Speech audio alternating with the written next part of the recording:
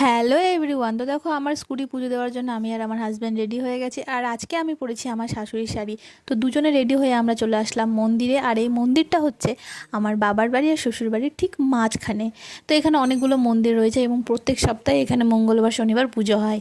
তো যেদিন আমরা স্কুটিটা পুজো দিতে গেছি সেদিন ছিল বিপত্তারিণী পুজো। স্বাভাবিকভাবে মন্দিরে একটু ভিড় ছিল আর আমাদেরকে অপেক্ষা করতে হয়েছিল, কারণ ঠাকুরমশাই এই পুজো হওয়ার পরে আমাদের স্কুটির পুজোটা করেছিল। আর এইভাবে কেন আমি হাজব্যান্ডের দিকে তাকাচ্ছি আমি জানি না। তো বিপত্তারিণী পুজোর পর ঠাকুরমশাই এসে আমাদের গাড়িতে একটা স্বস্তিক চিহ্ন দিয়ে দিল এবং পুজোটা শুরু করে দিল। আর গাড়িতে যে জবা ফুলের মালাটা দেখছো, এটা আমি বাড়ি থেকে নিজেই গেঁথে নিয়ে এসেছিলাম। তো ঠাকুরমশাই যাই হোক পুজো দিয়ে দিল। আরও অনেক কটা গাড়ির পুজো ছিল, যাই হোক সেগুলো পরপর পুজো সেরে আমাদেরটাও পুজো করে দিল। আর আমার হাজব্যান্ডকে বললো যে নারকেলটা ফাটিয়ে দুই জায়গাতে জল দিতে, কিন্তু আমার হাজব্যান্ড এত জোরে নারকেলটা ফাটিয়েছে তার সমস্ত জলটাই বাইরে পড়ে গেছে। তো যাই হোক পুজোটা আমাদের সম্পূর্ণ হলো ভালোভাবে। তো এই মন্দিরে এসে আরেকটা ভালো কাজ হয়েছিল, সেটা হলো আমার বহু পুরনো বান্ধবী যে বোম্বেতে থাকে সে এসেছিলো